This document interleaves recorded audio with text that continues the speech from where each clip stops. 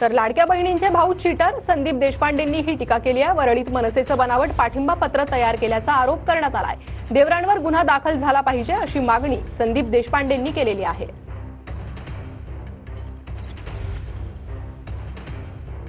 शिवसेना शिंदे गटाने एक उमेदवार उभा केलेला मिलिंद देवरा नावाचा, जेव्हा त्यांना कळलं की आपल्याला मतं मिळत नाहीयेत कुठल्याच प्रकारे, त्यावेळेला सन्माननीय राजसाहेबांच्या खोट्या सहीचं पत्र एक सोशल मीडियावर टाकण्यात आलं की मनसेनी शिंदे गटाचे उमेदवार मिलिंद देवरा यांना पाठिंबा दिलेला आहे आणि मनसेच्या सर्व लोकांनी मिलिंद देवरा यांना मतदान करावं। लाडकी बहीण करतायत। या लाडक्या बहिणींचे हे भाऊ सगळे चीटर आहेत, तर निश्चित यांच्यावर 420 मिलिंद देवरांवर गुन्हा दाखल केला पाहिजे। शिंदे साहेबांचा प्रचंड दबाव होता पोलीस स्टेशनवर, हे मला जाणवलं।